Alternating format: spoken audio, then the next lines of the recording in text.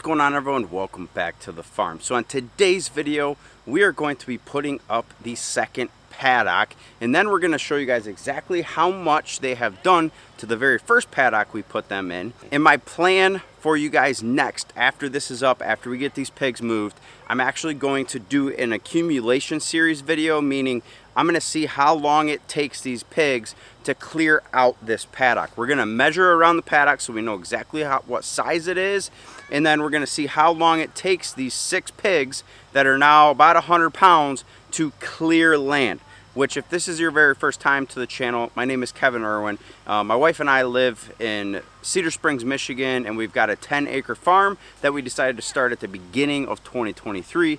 And this channel is all about that. It is how to start a farm from the ground up, considering that we've never started one. So everything we are learning, we're going to be able to show you guys exactly what we're learning, the pitfalls that we have, the successes that we have, things that we just learn as we go along. So we really love you guys being a part of this community and hope that we get to meet some of you someday, and throw it down in the comment section where you're from. So with that being said, let's go ahead and get this fence put up. We got quite a bit of fence to put up, and we'll show you guys kind of the materials of what we're using for the second fence, which is pretty much the same as the first fence. But if you haven't watched that video yet of putting the first one up, I will link it right up here, and you can kind of go watch that video, the first one, of how I figured out how I was going to do everything and where we started. Because the beginning pig videos are pretty funny with us getting them out of the trailer, getting them here. It is amazing to me how much bigger they are, and they haven't even been here that long. So pretty fun. So let's go get busy.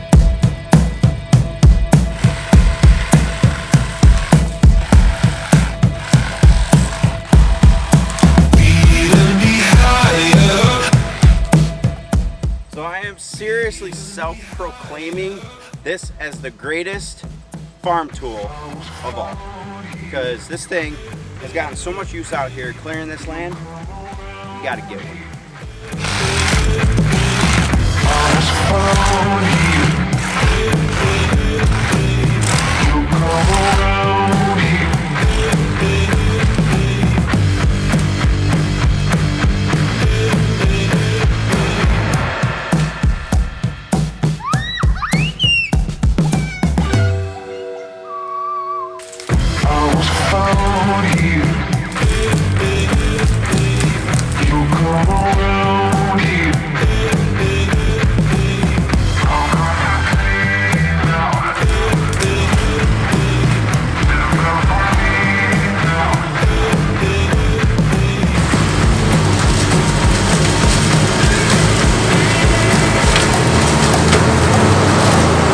So one of the ideas I have for you guys, if you don't have a mulcher or a tractor, like we don't have a tractor right now, it is definitely in my future plans to have a tractor. I put mulching blades on my zero turn, and it does an amazing job at helping me clear.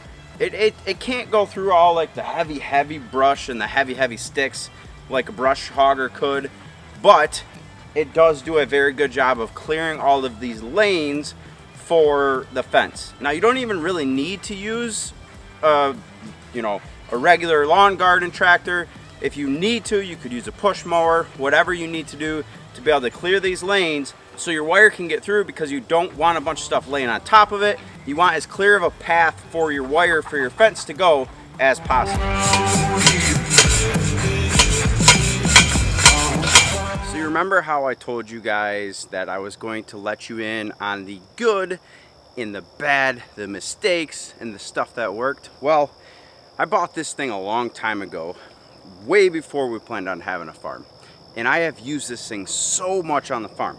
Well, I bought a roll of about 640 feet of electric poly wire. What does that say? That says 346 feet. Well, by my calculations, I don't have enough wire. So that's, boys, I'm on the camera. Chill. Pigs are eating, so they're fighting. So I do not have enough wire. So word to the wise for you guys, and of course I thought to do this after I had started putting up some of this poly wire. So the roll is now open. I don't have enough wire, so I'm gonna have to get a bigger roll of wire, or I'm going to have to downsize the size of the paddock a little bit, but I don't really want to do that because the way it's laid out for the land, it works perfectly the way it's laid out. I don't know, at the same time, I do have the other roll for this other paddock, so what I think I'm gonna do is just wait till I run out, and then I will take the other roll and I will end up adding to it. That way I don't have to go get more, but for you guys, for the future, invest in one of these handy dandy wheels so that you guys can figure out exactly how much fencing you need for particular paddocks. Okay, let's go handheld for a second. Let's show you guys where we're at with this fence. We're trying to utilize as many trees as possible, so we've got 2 T-posts there. We will use the rebar posts, which I'll show you guys in a second, on the straights. And then what's really nice about this paddock is the fact that I'm able to pretty much use trees for my posts. Now I'll put probably 3 rebar posts in there to strengthen that up. Obviously this is a long run, so I'll probably put a T-post in the middle and then use the rebar on the rest of it. Again, another tree. I used 2 of these isolators to make that corner, and now we're working over here. So we've got a T-post in this corner, and we're gonna go straight that way where the quad's at. So we got a bunch of stuff to clear up there, but it's getting there. So I have to pause for a second and just think about something. We started this farm beginning of this year, and my stress levels at the time of starting this farm were super high. As you guys know, I'm an entrepreneur. I'm a real estate agent. My wife's a loan officer.